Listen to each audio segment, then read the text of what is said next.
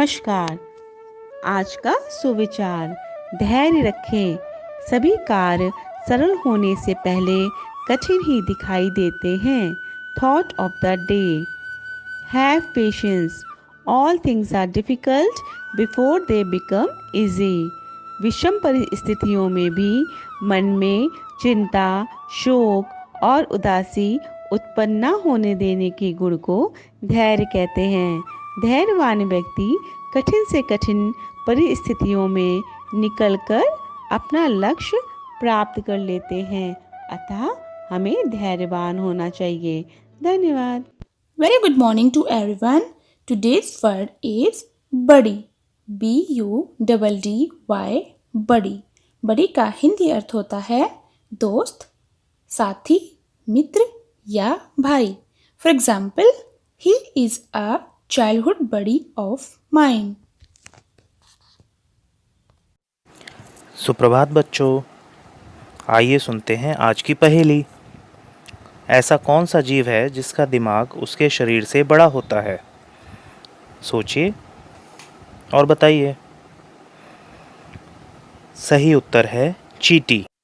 एक चींटी के मस्तिष्क में लगभग 2.5 लाख मस्तिष्क कोशिकाएं होती हैं। एक मानव के मस्तिष्क में 10,000 मिलियन होती हैं। इसलिए 40,000 चींटियों की एक कॉलोनी में सामूहिक रूप से एक मानव के समान आकार का मस्तिष्क होता है। धन्यवाद।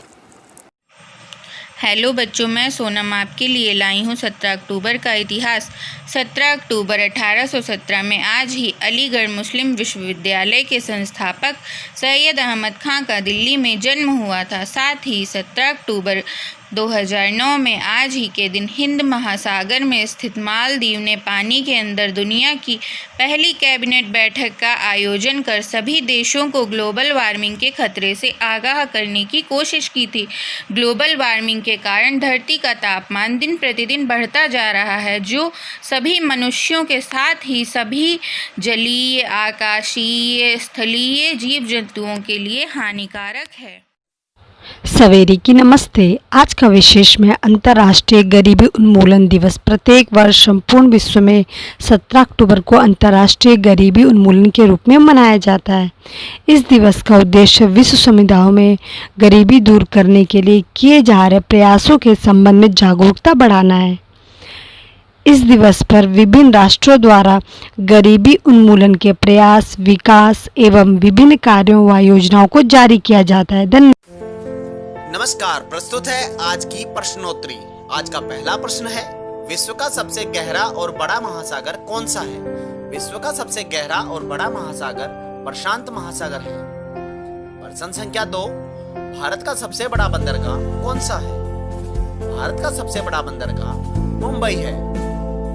प्रश्न संख्या 3, भारत का सबसे गहरा बंदरगाह कौन सा है? भारत का सबसे गहरा बंदरगाह विशाखापट्टनम है। प्रश्न संख्या 4, विश्व का सबसे लंबा रेल मार्ग कौन सा है? विश्व का सबसे लंबा रेल मार्ग ट्रांस साइबेरिया है। धन्यवाद। Hello everyone. Today we are doing a poem from class 6 Rainbow book. The name of the poem is Work While You Work. Work while you work, play while you play. That's the way to be happy and gay. All that you do with your might. Things done by halves are never done right. One thing at a time and done well is a golden rule, as many can tell. Moments are useless, trifled away. So work while you work and play while you play. Thank you. Good morning everyone, मैं रीना रानी प्रस्तुत हूँ लेकर आज की कहानी शेर और सियार। एक बार की बात है, एक सियार शेर के सामने जाता है और दंडवत प्रणाम करते हुए कहता है, हे जंगल के राजा शेर, आप मुझे अपनी शरण में ले लीजिए, मैं आपकी खूब सेवा करूंगा। अब शेर ने सोचा, लगता है बड़ा ही चालाक सियार है, मेरा बचा कुचा शिकार खाने के लिए ऐसा कर रहा है, पर जाने भी दो, मेरा क्या बिगाड़ेगा। और ऐसा सोचकर वह उसे अपने साथ रख लेता है। अब शेर जहाँ भी जाता और शिकार करता, जो भी शेर खाता और खाने के बाद छोड़ देता, उसे सियार खा लेता। इस तरह से सियार कुछ ही दिनों में काफी मोटा ताजा हो गया। अब उसमें काफी घमंड भी आ गया था। वह जंगल के अन्य जानवरों पर भी रोब झाड़ने लगा था। एक दिन वह शेर से कहता है, हे जंगल के राजा शेर, आज आप आराम कीजिए, आज मैं शिकार पर जाऊंगा और मैं जो भी शिकार करके लाऊंगा, मेरे खाने के बाद जो बचेगा आप उसे खा लेना। यह सुनते ही शेर को गुस्सा आ जाता है और वह कहता है, ठीक है जाओ। अब वह जाता है और एक भैंसों के झुंड पर हमला कर देता है। भैंसा उसे सींग से उठाता है और दूर पटक देता है। इस तरह से उसकी रीढ़ की हड्डी टूट जाती है और वह रेंगते रेंगते जैसे ही शेर के पास पहुंचता है, शेर को तो उस पर पहले ही गुस्सा आ रहा था, तो शेर एक ही प्रहार में उसे मार डाल देता है। तो इस कहानी से हमें यही शिक्षा मिलती है, कुछ करने से पहले अपनी शक्ति व सामर्थ्य को परख लेना चाहिए। सुप्रभात दोस्तों, अवेयरनेस जन जागरूकता के अंतर्गत आज हमारा बिंदु है संचारी रोग। जैसे जैसे बरसात के दिन शुरू होते हैं या मौसम में परिवर्तन होते हैं, तो अत्यधिक बरसात के कारण जगह जगह पानी भर जाते हैं, जिससे तरह तरह के अनेक नए कीटाणु रुके हुए पानी में पैदा होने लगते हैं, जो अपने साथ अनेक रोगों को भी जन्म देते हैं, जिसका प्रभाव मानव शरीर पर सबसे ज्यादा पड़ता है। इस तरह से इन रोगों को मौसम बीमारी या संक्रामक रोग या संचारी रोग कहते हैं। संचारी रोगों से बचाव के क्या क्या उपाय हमको करने चाहिए? तो सर्वप्रथम संचारी रोगों से बचाव के लिए गंदे पानी का इकट्ठा होना सबसे बड़ा कारण बनता है।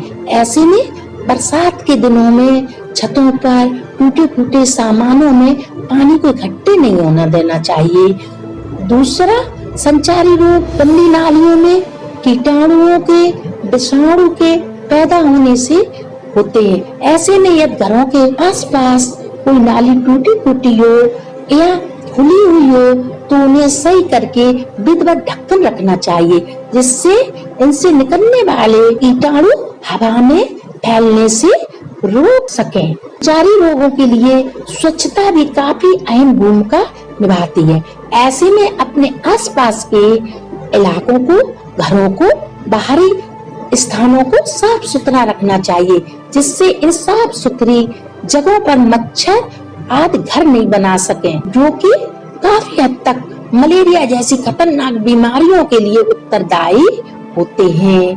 अंत में संचारी रोग नियंत्रण के उपाय में लोगों को जागरूक करने के लिए कलेक्ट्रेट, तहसील, ब्लॉक, CSC, PSC व अस्पतालों सहित प्रमुख स्थानों पर होर्डिंग लगवाई जाए, जिससे संपूर्ण जनसंख्या या संपूर्ण मानव जाति को स्वस्थ, सुंदर और सुरक्षित रख सकें।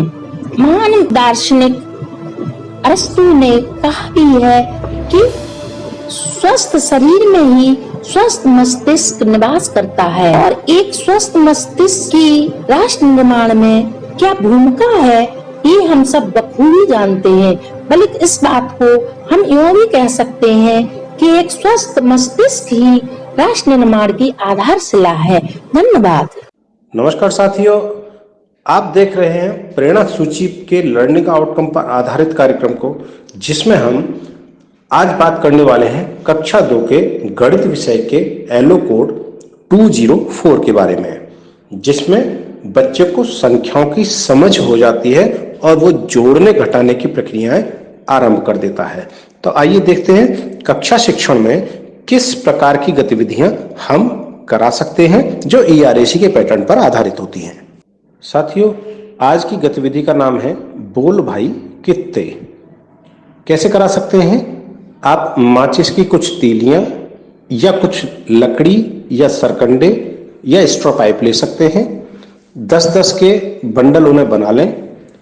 अब इन तीलियों के बंडलों को इस प्रकार से बनाने को कहें, छात्रों के बीच में इस प्रकार से दें कि वो कुछ बंडल बने हुए हों और कुछ तीलियां हों।